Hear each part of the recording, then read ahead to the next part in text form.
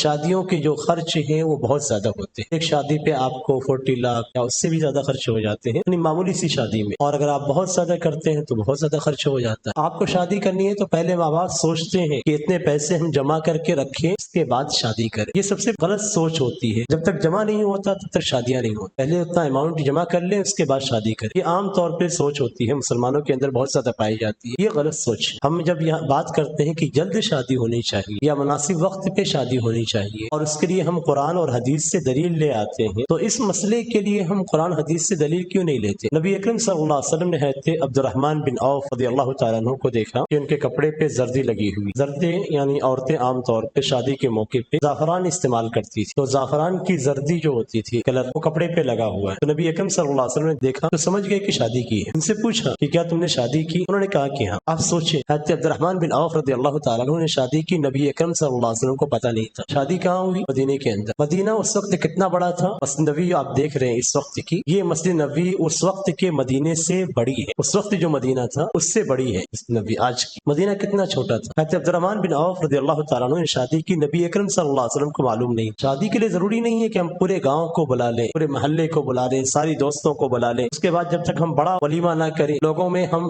ہنگامہ نہ کریں، تب تک شادی نہیں ہوتی. شادی ہو جاتی. اس کے بعد نبی اکرم صلی اللہ علیہ وسلم نے فرمایا کہ اولم ولو بشات، کہ ایک بکری کا ولیمہ کر لو. نبی اکرم صلی اللہ علیہ وسلم نے شادی کی. شادی میں کیا کھلایا؟ آپ کا اسنیک جو تیار ہوتا ہے، جو ایسے موقع پہ دیا جاتا ہے، یہ زیادہ ہے اس ولیمے سے. یعنی ضروری نہیں ہے کہ آپ لمبی پارٹی کریں، اس سے پہلے بھی پارٹیاں کریں. یہ سب ضروری چیزیں نہیں ہے. نکاح ہے، شادی ہے، آپ ہلکے سے اسنیک پہ، ایک سموسے، ایک چائے پہ آپ پورا ولیمہ کر سکتے ہیں. آپ کا ولیمہ ہو جائے گا. آج ہمارا ولیمہ کتنے لاکھ کا ہوتا ہے، اور اس کے لیے ہم کتنا جمع کرتے ہیں، اور اس جمع کرنے کے لیے ہم کتنے لیٹ شادی کرتے ہیں. یہ سب پریشانیاں آج کے زمانے میں نوجوانوں کے لیے، اور اس کی وجہ سے ہمارے نوجوان فتنے میں پڑتے ہیں، پریشانیوں میں پڑتے ہیں. اور کہا جاتا ہے کہ فتنہ ہے آج کے زمانے. اسلام کے اندر بہت سمپل انداز میں شادی کی جاتی ہے، کوئی ہنگامہ نہیں. بس لوگوں کو معلوم ہو جائے کہ شادی ہو گئی، ختم. اسلام کا طریقہ بہت آسان ہے. نہ لڑکے والوں پہ کوئی بوجھ، نہ لڑکے والوں پہ کوئی بوجھ. ابھی جو مثال دی گئی ایک صحابی کی، جن کے پاس لوہے کی انگوٹھی بھی نہیں تھی، انہوں نے مہر کے طور پہ کچھ صورتوں کی تعلیم کو مہر کے طور پہ رکھا. انہوں نے کون سے زیور ڈالے تھے؟ بیوی کے گلے میں. آج جب تک بیوی کے گلے میں زیور نہیں ڈالا جاتا ہے تب تک شادی نہیں کی جاتی. آج غریب سے غریب فرد بھی جو لوگوں سے قرض لیتا ہے، لون لیتا ہے، زکوٰۃ کے پیسے لیتا ہے، لے کر بیوی کے لیے زیور تیار کرتا ہے، اس کے بعد شادی کرتا ہے. یعنی ہم نے صرف نکاح کو، نکاح کے لفظ کو شریعت سے لیا ہے، نکاح کے ماحول کو شریعت سے نہیں لیا. نکاح کیسے کرنا چاہیے یہ ہم نے شریعت سے نہیں لیا. صرف نکاح ہونا چاہیے شریعت میں ہے، اس چیز کو ہم نے لیا ہے. اسی لیے نوجوانوں کی شادیوں میں تاخیر ہوتی ہے اور پھر فتنے کی بات کہی جاتی ہے. نہیں، ہم خود اپنے آپ کو فتنے میں ڈال رہے ہیں.